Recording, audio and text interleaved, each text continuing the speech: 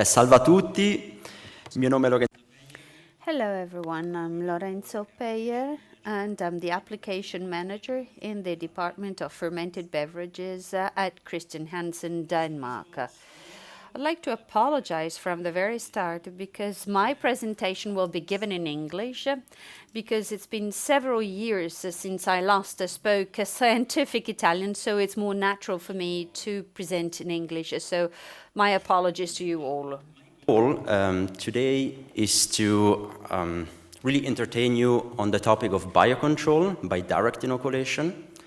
And here specifically is the use of direct inoculation yeast in bacterial cultures for the protection of must and wine. And I'm extremely glad to be here and in front of this impressive publicum and arena, because it gives me the possibility of spread the message, and my colleagues as well, to spread the message of the work that we are doing in CHR Hansen and the mission and the vision that we have there, which is really to find new alternative ways to how change the current food systems, among others also the wine system, in a more natural and sustainable way. So, bioprotection, what does it mean? Bioprotection means like using nature against nature, really. So natural microbial culture, isolated and selected from nature to inhibit unwanted contaminants. And with the aim on enhance the food safety and ensuring the food quality compared to the conventional preservative techniques. Specifically in wine, bioprotection means increasing the focus on being transparent producer.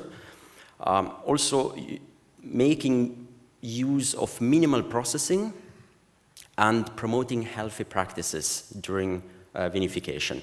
So in general, we want to tackle the issue of sulfites. So trying to reduce as much as possible the use of sulfites. At the same time, ensuring food safety, so controlling that the biogenic amines and mycotoxin are not being released in too much amount, and the also food quality aspect. So for example, unwanted flavors, but also to preserve the varietal character of the fruits. Bioprotection works most of the times, for the majority of times, because of different mode of action. It's very rarely that there is one single mode of action that is accountable for. And so, for example, if we add a high concentration of a cultures that is well adapted in the medium and as a high grow rate, here we can start to feed on the competition for nutrients. So this culture will start to consume sugars and nitrogen and making them less available for a potential spoilage microorganism present in must and wine. So this one is more like an indirect bioprotection, but then the same culture could possibly also release antagonistic metabolites. And here, very often we are talking about organic acid. So metabolites have like a more broad spectrum of activity, or also bactericide. Here we are talking, for example, for bacteria, we are talking for a more narrow spectrum of activity, so that would fit, it would work for closely related groups of bacteria. And finally, well, microbes, they do talk to each other, like humans do, and they do that by releasing target molecules that allows them to regulate their genetic expression to benefit the specific community. But then maybe more relevant in this case would be like that the release of certain metabolites, for example, at the beginning of fermentation by a starter culture can eventually also be useful for a later starter culture, for example, at the end of fermentation. So there is this kind of interspecific synergies. This one is a fictional example on a contaminant in a wine that has not been protected or bioprotected, that can just grow up as it wants. If we add a protective culture, so we add it at a higher cells concentration that is well adapted, so the lag phase and the growth rate, the lag phase will be shorter and the growth rate will be higher. So we can start again to work on the space, taking space, consuming nutrients, releasing the metabolites, and eventually cooperate with other starter cultures. And this is basically the consequences that we break off the growth of the potential contaminant. Bioprotection is nothing new in CHR Hansen, as you heard from my colleague Marco. Over the years, we came out with many different bioprotective solutions that spans across several food industries. And, well, thanks more specifically on the fact that we can feed on a very large commercial collection of bacteria that allows us to start, for example, from a very large pool of potential candidates, and then following like a funnel-shaped selection process where we screen, we select for specific criteria, and then we end up eventually with some promising candidates. And these candidates, yes, they're being selected to be for bioprotection, but at the same time, they need to feed in the application that they're meant to be, and they need to collaborate and be compatible with other cultures. These are some examples on how we bioprotect in CHR Hansen, or solutions that we offer. For example, for semi-hard cheese, we have a solution that would inhibit the causers for this late blowing in Gouda, for example. Or, for example, bioprotecting a fresh white cheese against environmental molds. It's the classic, the one that you find in your fridge. And since we learned from our colleagues, we also took some inspiration. We did some tests, in this case on Amarone grapes, where we applied one of our wine bacteria, so like the Bacillus plantagum called Nova. And we can see here that we could kind of minimize the spread of botrytis. In CHR Hansen, we like to get the full picture when we are looking at bioprotection. So that means that we mix and we combine culture-dependent and independent methods together. This is because the majority of the microbes that are present, for example, on a grape berry, they are not cultivable. So you're losing a lot of information that might be relevant for bioprotective purposes. So we make a massive use of metagenomic analysis. And this is the study of, let's say, the entirety of the genomes that you can find in a microbial community. So you take everything. And it allows you to follow very well as well the flows of specific microbial groups throughout the different compartments of the wine during vinification. So from the soil to the plant, for example, or then in the compartment of cellar to the wine. Well, vinifying wine bears always some uncontrolled, always some risk on its own, sometimes big, sometimes small, depending on the vintages. This also, let's say, justifies the appeal of the whole industry. I mean, it is nice to have like a wine that is not perfectly the same of the last vintage, and doing a wine next vintage that it will also be a bit different. But exactly, this bears also some risk, this variability of vintages. And for example, this is a breakdown of the major risks that can be encountered throughout the vinification. You can see here, well, for example, for a specific vintage, we can have a variable raw material. So, for example, fructose-glucose ratio that might be changing, or the total acidity, and especially the contaminants load. So it is important to be aware of it and to be able to respond to it, because these contaminants can eventually also follow throughout the vinification and eventually ending up downgrading the value of your wine. So bioprotection or protection is something that needs to be done to mitigate this risk, and bioprotection is the natural solution to do that. As next, I show you some example on how we bioprotect in juice and must. And here, most of all, we want to reduce the initial concentration of contaminants and those contaminants that are still in there, like preventing them from growing. And the main mission is really like to reduce as much as possible the use of sulfites. And here I'm going to introduce two products. Fruitsin is a Pichia cluveri strain and Nova is Lactobacillus plantarum strain, to be applied in the pre-fermentation, pre-alcoholic fermentation stage of vinification. And finally, as well, I'm going to introduce the viniflora range of Anoka Sony. Here, what we want to do is really, we want to make sure that there are no available nutrients, mainly like malic acid, and to prevent that late spoilers like Brettanomyces could pop up in the latest stage. And also, well, part of this presentation is talking about direct inoculation. So these are all these three, or like the range of Anoka Sony and the two pre-fermentation products, they're all products for direct inoculation. So here what we want to tackle is, well, we want to increase the speed with which the winemaker can actually add the flexibility, the convenience of application, and also reducing some of the errors that could happen in case that during the rehydration and reactivation of cultures. So let's start with Fruitsin. So Fruitsin is a polyvalent strain for direct inoculation. So it comes in this frozen block format. Is a high concentration active cells. So normally upon inoculation, you will aim to have around 100,000 cells per milliliter. But these are very fast active because it's not dehydrated, it's not dried. So what it means that once that it loosens up from this block, it starts to be metabolically active. It's very flavor active.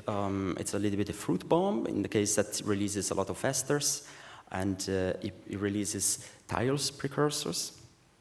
And it's low fermentative, so you cannot expect this strain to start reducing sugars and produce alcohol. So it needs to be linked after 1 or 2 days of application, depending on the application needs. It needs to be linked with a Sacrumis strain. The bioprotection of this strain is given on one side by consuming oxygen in a higher extent that other yeast strains would do, and also releases some of the organic acid. But this strain really loves oxygen. As a matter of fact, it would also be found in the upper level of the tank. And if you wouldn't stir the tank, it will start to produce this pellicle.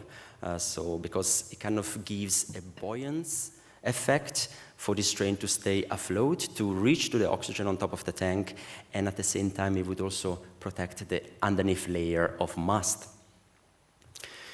When to apply it? Well, you can apply it as soon as you have the grapes. For example, in a harvest truck, you can apply it like that, or diluting a little bit in water and then sprinkle it on the grape berries. Or the more conventional method is basically using this block and throw it in the tank during the filling. This is an example of a winemaker in France that wanted to do a rosé without any added sulfites, using Grenache Gris as the grape. And well, in the previous years, it was pasteurizing the juice and the must. And this year, he said, I want to test 3 non-Sacrumis commercial solutions. And he inoculated them after the harvest machine and after pressing. And one of the facts that he found, and he was very pleased to it, was the fact that Fruitsin led to a clear and a brighter rosé after alcoholic fermentation. This effect then diminished at the very end for the finished wines, but this relates to the fact that there is less oxidative stress. This is the graph, by the way, is an unrelated experiment, but just to show you that these strains tends to consume, to have a bigger affinity to oxygen than other yeast would do. Another effect that we have seen in these rosé wines is that this is a metagenomic analysis of the final wine after end of malolactic fermentation. We found that the majority of the genetic materials that you could still find in the wine belonged to Sacrumis yeast. In the other 2 non-Sacrumis, tests that have been done, we see that this extent decreased a little bit, and we found that there was something else. There was something else there happening probably during alcoholic fermentation or later on in a stage. So in this case, Fruitsin showed a very high synergy with the inoculated Saccharomyces culture. We pass to Nova. This is also a pre-fermentation solution, but it's the Lactobacillus plantagum. It's also for direct inoculation. This time we are talking about frozen pellets. And releases lactic acid from sugar and from malic acid. So it will start to feed, to a certain extent, to the malic acid present in the must. It's also ester active, so it will release some fresh berry flavors, specifically strawberry. Is often found because of the ethyl lactate, so lactic acid then combining with ethanol. Is a little bit more sulfite and pH sensitive, so the application needs to be suited to the must compared to the Fruitsin. And in general, there is already like a rich literature out there on the bioprotective effect of Lactobacillus plantagum. So you can find a lot being written on sourdough to sauerkraut and on kimchi to, let's say, malting of grains. So it's the genetic, this species has already somewhat an history in bioprotection. But our strain, yes, it will bioprotect by the release of antimicrobial compounds, but most of all because of the lactic acid that's being released, and as well because it starts to consume some of the malic acid, making it unavailable for a later stage spoilers. Yeah, what we find out is one of our field trials in La Mancha, in iron white grape variety, in a larger scale, so 500 hectoliter tanks, where one was inoculated with Nova, and two were not inoculated, and then inoculated with Saccharomyces for alcoholic fermentation. And it's always a good practice to look if you can find back what you have inoculated. And yes, we find back that Lactobacillus plantagum was still there throughout the first 4 days. Also because the total sulfites in this wine was rather high, so we need to make sure that the Lactobacillus plantagum was there active. And as mentioned before, also the malic acid started to be decreased. But maybe more interesting was that from the metagenomic analysis, we found out that we could reduce significantly the acetic acid bacteria population compared to the two other control tanks. But since metagenomic analysis it gives a relative results, we also needed to confirm it by looking at an absolute numbers. And here we could confirm that the acetic acid bacteria population actually went down. Another effect that we found out is, and similar to Fruitsin, what we found before from metagenomic analysis, is that at the very end, after 14 days in the tank inoculated with Nova, we found that the majority of the genetic material belonged to Saccharomyces cerevisiae, whereas in the other tank, we start to see a little bit of dynamism in the fungal, so fungi, molds, and yeast community. So hinting to us that actually Nova as well has helped Saccharomyces cerevisiae's inoculum to succeed. And also like this, the absence of changes in this final fungal profile also means like a more stable final product. And talking about synergism between pre-fermentative yeast and fermentative, pre-fermentative product and fermentative yeast, recently we came out with a direct inoculation concept for Saccharomyces cerevisiae. In this graph, you can see the comparison of rehydrated and activated yeast. So this is the commercial name of the Saccharomyces cerevisiae, and a direct inoculated one. And what we found out is, yes, I mean, we have a certain loss of cells and viability, but this is low when we direct inoculate. And blatantly, we don't find any significant difference in the fermentation performance. Again, here what we want to tackle is just relieving the winemaker during a busy time of the year for like exactly spending it a little bit in other activities and not thinking about the perfect rehydration and activation protocols. And finally, I will speak about Anoka Sony. The Anoka Sony that we have in our range have been selected to be strong colonizer in the wine they are like supposed to be working in, and fast consumption of malic acid. Also, they have different flavor profiles, and especially, yes, for the food safety of the product, they don't need to produce any biogenic amines. This is an example on how, for example, the inoculation of a starter culture can limit the accumulation of histamine in the final wine.